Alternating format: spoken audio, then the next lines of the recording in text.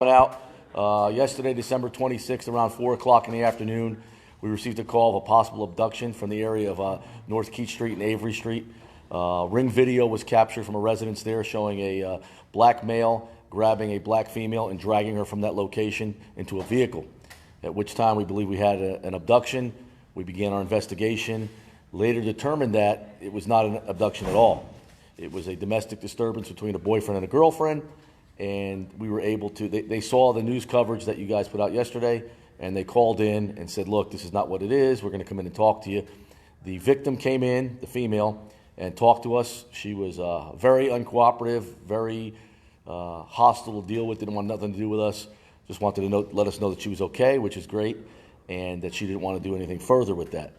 That's all fine and dandy, but a crime was committed on video, so we're going to charge the suspect with dating violence and false imprisonment, and his name is Marquell King, a black male, date of birth is 7/10/99. So we're doing charging affidavits as we speak and try to get him into custody. He did not show up here today. He didn't want to cooperate, but when you see the video, it's quite clearly that he did commit some kind of a domestic battery and did drag her from the front of that location. So we take these things very seriously. We don't know, at the time we had nothing to work with other than a female was being dragged away by a male.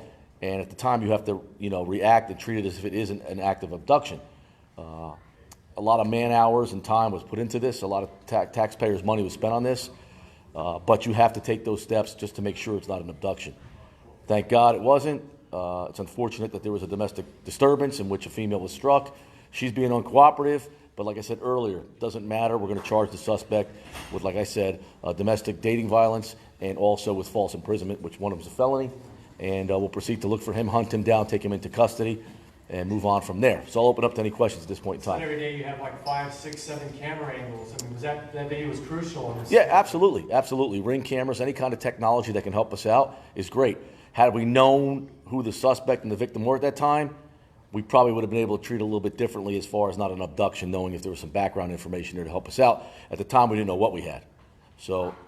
You say she was cooperating with you guys? No, she was not cooperating with us. He don't cooperate too. He's not cooperating either. So the only thing is they saw the news footage last night and called in saying, look, I haven't been abducted. She called, I'm not been abducted. It's me and my boyfriend. We had a fight, and we're scared because now you're all looking for us.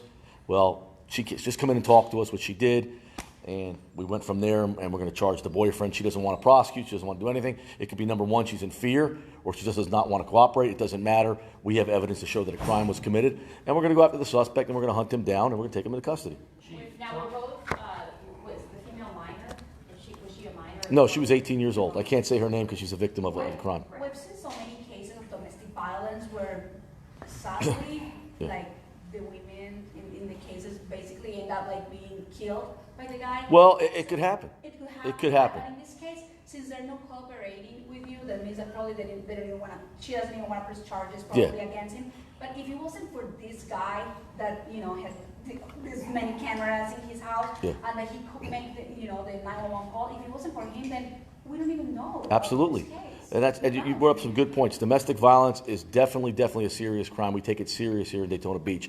Although most of them are misdemeanors, we still go down and hunt down the suspects after the fact. So if we have a domestic case where a male hits a female, and it's also female versus male, and it's happened that way too. Predominantly it's a male versus a female though, based on the statistics. But we actually go to the location, do the report. If we can't find the suspect on scene, we go every day, several times a day, and try to track him down at locations and take him into custody. Even a couple days after the fact, when they might be back together, we show up, we lock them up and take them away because we have to send the message that we're not going to tolerate that. You're right. These could lead to homicides, and they have led to homicides in the past.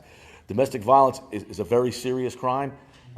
It's unfortunate, but how do you prevent those things unless you know of a continued habitual case where it's habitually happening and you can take some steps, or the victim comes forward and wants help, which we have a lot of services, social services we here to provide to protect them and help them out. So we work very well with the Domestic Violence Coalition, the shelter, and I have a victim advocate that does an amazing job, Tammy, working with these victims of these crimes. So we want to send a message that we're not going to tolerate it. We're not going to tolerate it, and we can get people help. We're going to try to get them help, but it's an unfortunate part of life that these things happen.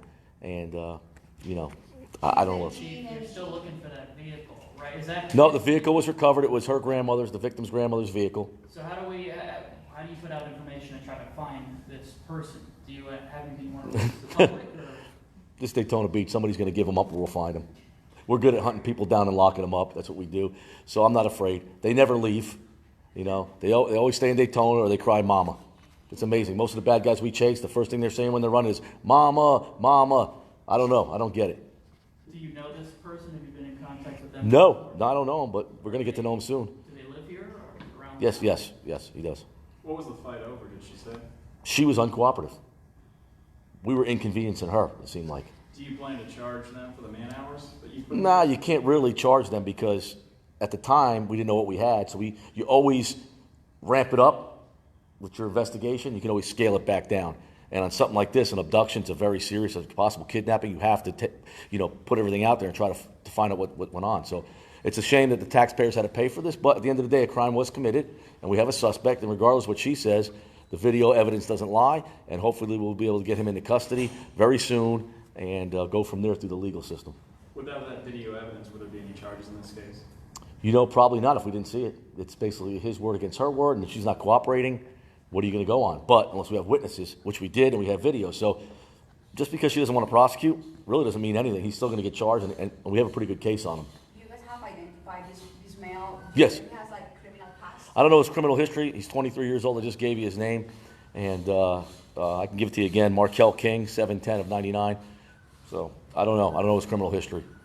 There were some people that we spoke with in the neighborhood who said, they were actually afraid to open the door, even towards police, and they wanted to know what police, if possible, what they were going to be doing to try and keep that neighborhood safe. Well, the neighborhood is totally safe. This is an incident that happened that's a domestic disturbance. I'm not downplaying it, but there's no threat to the public in that neighborhood. So I don't know. People shouldn't be scared or afraid. We're very visible in that neighborhood. The crime is down in that neighborhood. We were down 13% in the city of Daytona Beach in Part 1 crimes. That's huge. Those numbers are huge. 13% down crime with all that we handle in this city. Several 100,000 calls for service. Crimes down overall. It's down overall around the country. And that's just a testament to the great police work that's being done in this nation and what's being done in this city by the men and women that work here. They're the ones that are doing it all. We're a very busy police department, very busy. And we handle a lot of situations here. We might be a small city, but we got big city problems here. But we handle those big city problems real quick, and we get rid of the problem, and we have a great, safe community here. And people are safe. People are really safe in this city. It's a great city. A lot of times over the holidays, Yeah. there can be a lot of stress at home. Have you found that there's been an increase in domestic violence incidents? No, unfortunately, it kind of stays steady. We average every 2 weeks about 50 cases plus. Some weeks as high as 75, 80 in 2 weeks throughout the city. So some weeks are low. Some weeks you might have 25, but consistently, and we are down overall in domestic cases, I believe by 2%, don't quote me on that, compared to last year. So we are down, but they occur every day in the city, cities across America, all over the world. I mean, you have people that are, they get frustrated, they get stressed out, they have marital problems, girlfriend problems, boyfriend problems, money problems. I don't know what makes them do it. The holidays, people get depressed. People should be happy along the holidays. Ain't nothing that bad they should be depressed about. You're breathing, you're living, and you're above ground, and enjoy it. I don't understand it. I don't know. So she basically came forward because they were scared of facing charges?